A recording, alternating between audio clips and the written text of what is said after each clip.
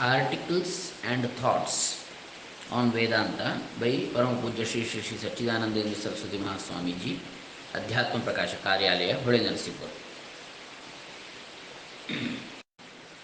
In this, today is 36th article.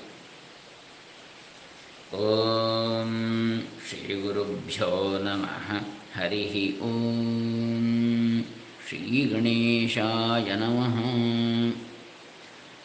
Vedantic terms used for suggesting the nature of reality.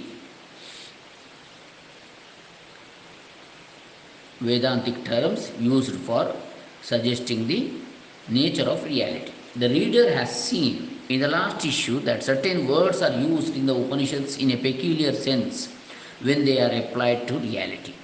The most important of these is Atman. Shankara thus explains the signification of this word in his commentary on the Aitareya Upanishad. Atma apnotehe attehe ataterva parasarvajnah sarvashaktah ashanayadi sarvasamsara dharmavarjitah nityashuddhabuddhamuktasvabhavah ajo ajaro amruto abhayo advayah. Atman is derived from the root ap, to pervade, apnote, apnoti, to pervade, to spread, ad, to eat, atte, or to destroy, ataterva, at, to be continuous. It suggests the Supreme Being, omniscient, omnipotent, free from evils of mundane life, such as hunger, ashanayadi, sarva samsara dharma varjitaha. Omniscient, sarvajna, omnipotent, sarvashaktaha. Omni means all, potent, shaktaha, potency.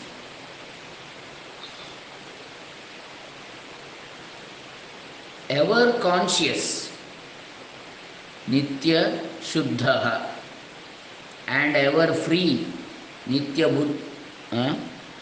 buddha, ever pure, nitya shuddha, ever conscious, nitya buddha, nitya mukta, ever free, nitya mukta swabhava, and ajaha,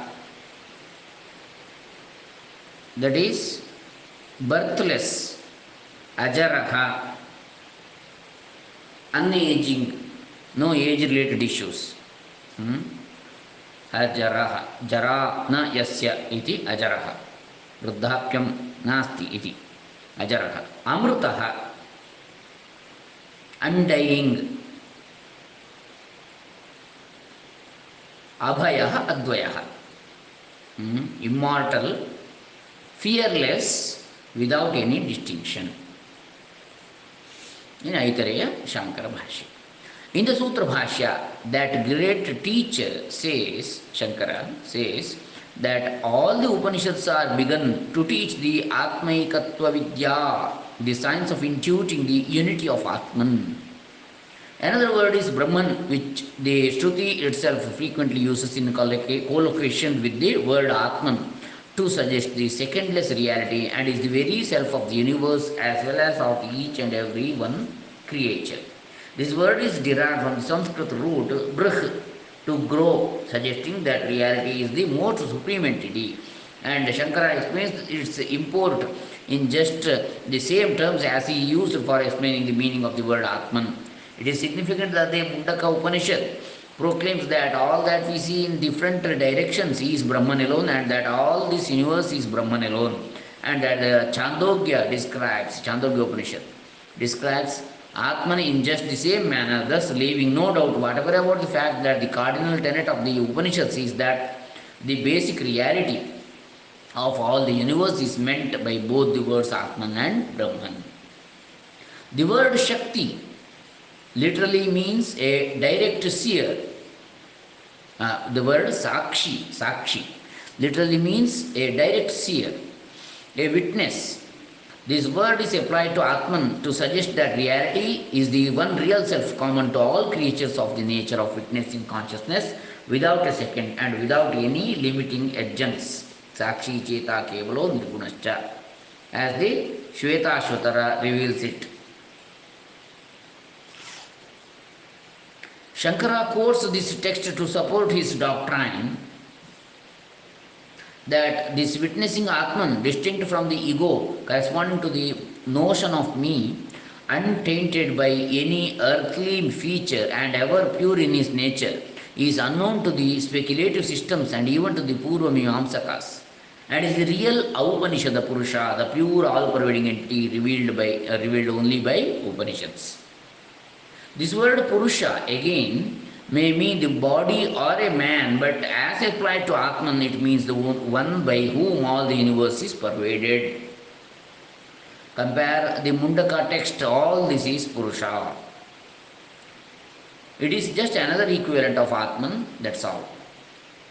Words like Akasha, ether, Prana, the vital principle in living beings, or Jyotihi, light, are not only used in the Upanishads in their primary sense, but are sometimes used for Brahman to suggest it as all pervasive, as a source of all activity, or as an all revealing entity. Badarayana in his Vedanta Mimamsa has discussed the exegetical principles that guide us in determining in what secondary or metaphorical sense they are applied to Brahman. Finally, the word Akshara is used in the Upanishads not only for the syllable Om, often recommended to be meditated upon as a substitute, Pratika, or a name, Vachaka of Brahman, but also reality itself as devoid of all specific features used for distinguishing phenomena.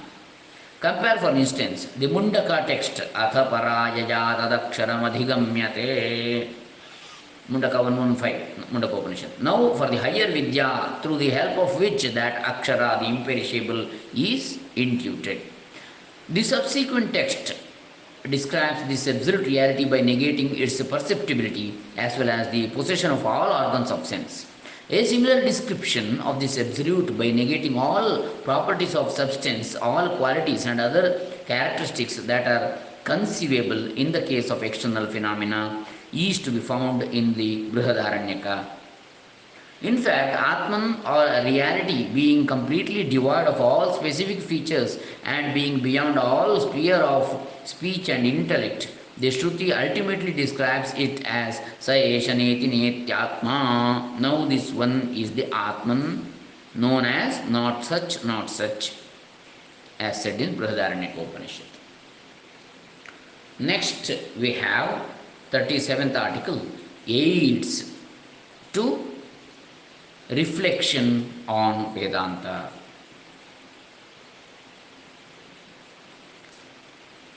I have writing certain articles on Vedanta for the use of English knowing readers of this monthly who have sympathetically patronized the good work of the Karyalaya, Adhyatma Prakash Karyalaya, even while they do not understand Kannada. In these days, when Sanskrit has not been accorded its proper place of a link language among the diverse provincial vernaculars, I think English is the only language that can occupy a room in its stead. Do you think it worthwhile to continue the publication of this short English supplement in the periodical? Swamiji asks. Is it serving the purpose for which it was intended? I await for a reply.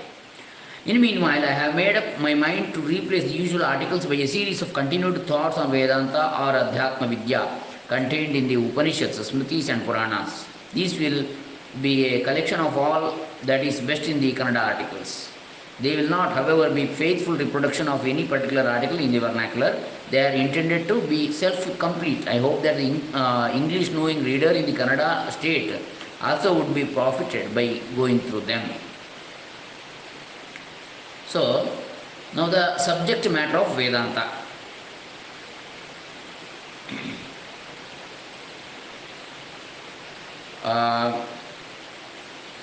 This is the next topic here.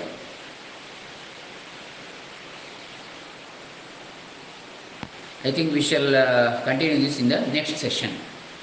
हरे राम सद्गुरुचरणार्पितमस्तु सर्वे जनाः सुखिनो भवन्तु सज्जनाः सन्तु निर्भयाः ओं तत्सत् कृष्णार्पणमस्तु